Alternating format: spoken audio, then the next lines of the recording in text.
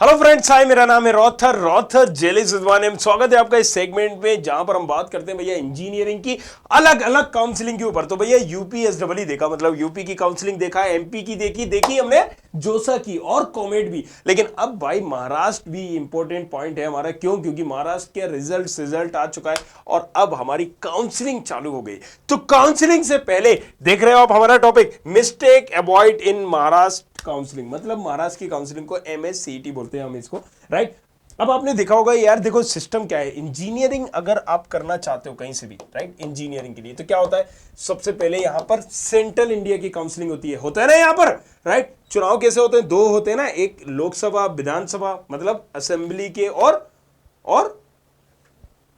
समझ गए होगे, राइट। सो दो तरह के यहां पर आपके चुनाव होते हैं। तो दो तरह के चुनाव में क्या होता है, एक से पीएम बनता है, एक से सीएम बनता है।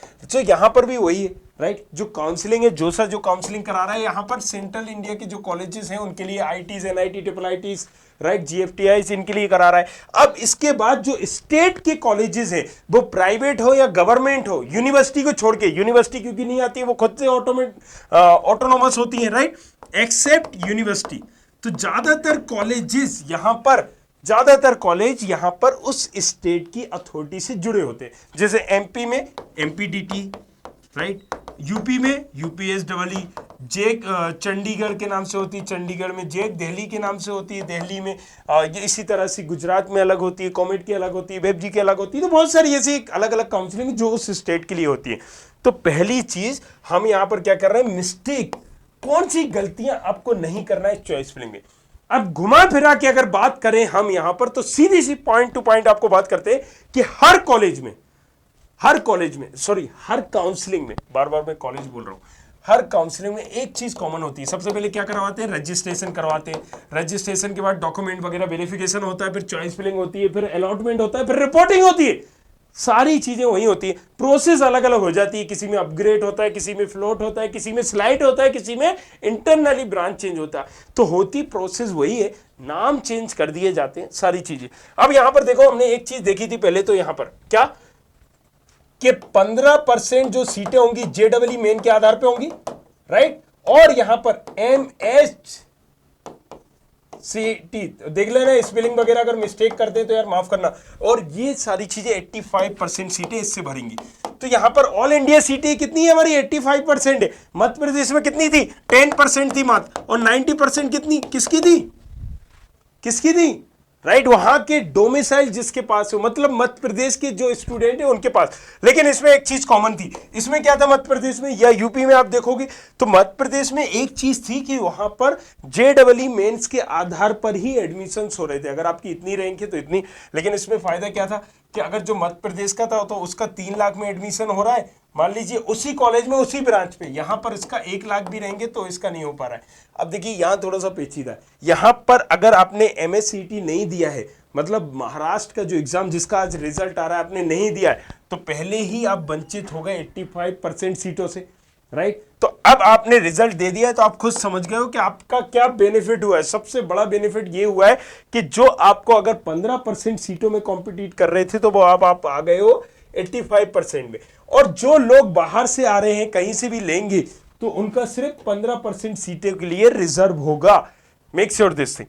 अब यहां पर पहली चीज क्या नहीं करना है, रजिस्ट्रेशन के टाइम पर बताई जाएगी कि रजिस्ट्रेशन कैसे करना है, क्या करना है। रजिस्ट्रेशन के टाइम पर सारी चीजें प्रॉपर भरना है। क्योंकि अगर आपने एमपी डोमिसाइल को मान लीजिए नो कर दिया, तो आप एमपी के सारे 90% कॉलेजेस से वाकिफ हो गए ना, बताया था। अब इसी तरह से सोच लो, अगर आपका महाराष्ट्र का डोमिसाइल नहीं हुआ और आपने अभी तक नहीं बनाया, तो आप ये सारी ये नहीं भरा तो आप वंचित रह गए ना। सो ये सारी चीजें समझने की जरूरत है। सो आपको रजिस्ट्रेशन कैसे करना है, किस बेस पे करना है। जैसे कि कई बार वहां पर क्या करते थे एमपी में, एमपी का एग्जांपल इसलिए ले रहा हूं मैं बार बार ताकि आपको समझा सकूं। वहां की काउंसलिंग हो गई ना, तो आपको एक रफ आइडिया होगा कि वहां कैसा हुआ, राइट। सो वहां पर क्या हुआ कि वहां पर सीधी सी बात है कि एक आप 12th बेस पे भर दीजिए, एक जेडब्ल्यू बेस पे भर दीजिए। तो जिसने जेडब्ल्यू बेस पर भरा उसका 1 नंबर, और 12th वाले के 97% भी हो तो भी ये 1 नंबर वाला ना इस 97 से बड़ा होता है। तो यहां पर ये समझने की भी आपको जरूरत है कि रजिस्ट्रेशन कैसे करना है, क्या करना है, सारी चीजों को प्रॉपर भरना है, राइट। इसमें मिस्टेक नहीं करना है। सो हमने इसी पे पॉइंट बनाया हुआ था, राइट। अच्छा, दूसरा तो हमने बताया हुआ है डॉक्यूमेंट। डॉक्यूमेंट में सबसे पहले हम बता दें डोमिसाइल हो, अच्छा कास्ट सर्टिफिकेट, किसी तरह का भी आपके पास कास्ट हो तो वो सर्टिफिकेट आपको रखना है, राइट, बना के रखना भी, राइट। सर्टिफिकेट पहले से ही रेडी रहना चाहिए, ऐसा नहीं है कि आया नहीं, ये नहीं हुआ, वो नहीं हुआ, अभी टाइम है, जल्दी से फटाफट बना लो। सर यहां पर कोई भी और सर्टिफिकेट हो, तुम्हारे पास एनसीसी हो, फ्रीडम फाइटर हो, तो वो सारी चीजें भी, किस कॉलेज में कितनी क्या कोटे सिस्टम की सीटें हैं, राइट, वो भी मैंने बताया था कि एनसीसी में जिस कॉलेज को आप टारगेट कर रहे हो एनसीसी कोटे में वो सीट है या नहीं है, तो ये भी समझना बहुत जरूरी है। तो आप पहले तो रजिस्ट्रेशन करते टाइम याद रखिएगा कि आप कहां के हो, आपके पास वो डॉक्यूमेंट है नहीं है, नहीं है तो बनवाओ, अभी जाओ, राइट। यहां पर अब देखिए हम दूसरा क्या है, trust anywhere for blindly, for what, हर जगह पर आप एक प्रोसेस देखोगे। सबसे पहले क्या होता है रजिस्ट्रेशन, रजिस्ट्रेशन ये खुद से भी कर सकते हो, चलो सारी चीजें। दूसरा होता है चॉइस फिलिंग। चॉइस फिलिंग का बड़ा इंपॉर्टेंट रोल होता है कि आपको एक प्रॉपर चॉइस फिलिंग करना होती है, मतलब आपकी रैंक के अनुसार आपको कौन सा कॉलेज मिलेगा नहीं मिलेगा ये पूरा डिपेंड करता है चॉइस फिलिंग पे। अगर आपने बीच में या कहीं पर भी एक ही कॉलेज की एक ही ब्रांच, मैं बार बार कह रहा हूं इस चीज को, टॉप 10 होती है उस कॉलेज की एक ब्रांच, लेकिन उसी कॉलेज की दूसरी ब्रांच टॉप 100 में भी नहीं होती, टॉप 500 में भी नहीं होती, कई बार ऐसा होता है, राइट। सो हम कॉलेजेस को रैंकिंग वाइज कवर करते हैं। सो यहां पर किसी पर भी ब्लाइंडली ट्रस्ट करके, कई बार तो ऐसा होता है कि हम कैफे से भरवा लेते और उन्हीं से कॉलेज डलवा देते, भैया से, भाभी से, चाचा से, चाची से, मामा से, मामी से, मतलब किसी से भी हमने करवा लिया।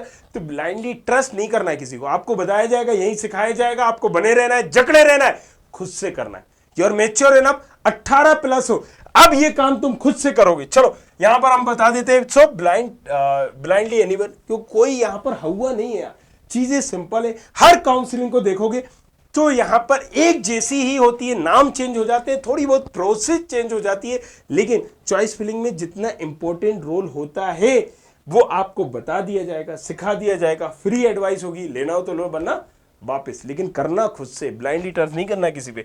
डॉक्यूमेंट, जो भी आप जिस कैटेगरी में हो उसके डॉक्यूमेंट प्रॉपर रखना, राइट। कॉलेज सिलेक्शन, कौन से डॉक्यूमेंट लगते हैं मैंने सारी चीजें बताई, 10, 12, आई जाति, निवास, वीसी, माइग्रेशन, सब कुछ बताया कि रिपोर्टिंग के टाइम पे कौन से लगते हैं, उससे पहले कौन से लगते हैं, रजिस्ट्रेशन के टाइम पे कौन से लगते हैं।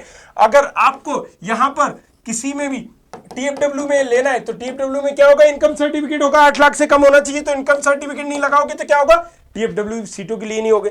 5% सीटें होती है जिसमें आपकी ट्यूशन फीस माफ हो जाती है। इसी तरह से एनसीसी कोटे में हो या मान लो आप किसी और कोटे में, तो उसका सर्टिफिकेट होना चाहिए। एससी कोटे में हो, एससी का सर्टिफिकेट नहीं दोगे तो बाहर हो जाओगे, इस कोटे में आओगी नहीं। चलो, fill your options form, right, ये भी एक आपका है। इसके बाद rejection college due to the lack of money, कई बार आप कॉलेजेस को रिजेक्ट कर देते हो, एक अच्छे कॉलेज को प्रॉपर रिजेक्ट कर देते हो, मनी का ना होते हो, मतलब आपको एक प्रॉपर पता ही नहीं होता है। जो कॉलेज आपको कई बार ट्यूशन टीएफडब्ल्यू में मिल सकता है, उस कॉलेज को भी आप रिजेक्ट कर देते हो, भरते ही नहीं हो चॉइस फिलिंग में प्रॉपरली। और कई बार हम जरा से पैसों की वजह से सड़े से कॉलेज को ले लेते हैं, मतलब ए वही कॉलेजेस को ले लेंगे, फिर आपका वहां स्कोप नहीं होगा। सो बहुत सारी चीजें ध्यान में रखने के लिए। अब अगर हम बात है unwanted college at first preference, right, proper choice filling, तो देखो ये दोनों पॉइंट मैच कर रहे हैं। अब मैं बताता हूं इसका फायदा या नुकसान। क्या लिखा है, unwanted college at first preference, मैंने चॉइस फिलिंग की, पहले नंबर पे मान लीजिए मैंने XYZ कॉलेज लिख दिया, दूसरे नंबर पे मैंने उसी कॉलेज की दूसरी ब्रांच लिख दी, तीसरे नंबर पे मैंने XYZ कॉलेज लिख दिया, चौथे नंबर पे XYZ कॉलेज, और मुझे पहले नंबर का ही कॉलेज मिल गया। अब क्या करोगे आप, राइट। अब आपको ये चाहिए ही नहीं था, आपको चाहिए था कि भैया ये मैं दूसरे तीसरे नंबर का मुझे अच्छा लग रहा है, तो यहां पर नीचे थोड़ी ना आएगा मेरे भाई।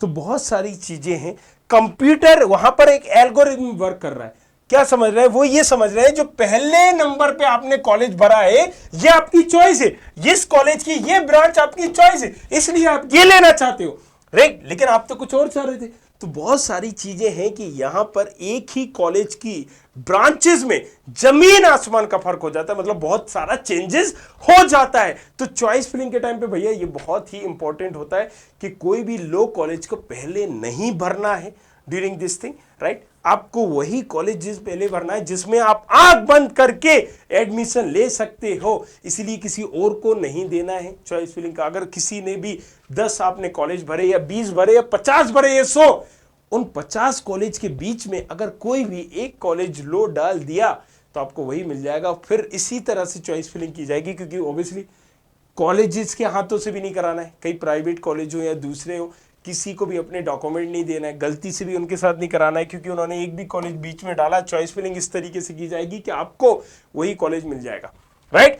तो चलिए, आई होप समझ में आया होगा आपको सारी चीजें। तो बने रहना हमारे साथ, जकड़े रहना है स्टूडेंट खबरी को। 100% और डेडिकेटेड चैनल बनाया है आप जैसे लोगों के लिए, तो जाओ जल्दी से उसको भी सब्सक्राइब कर लो, शेयर करो यार इस वीडियो को।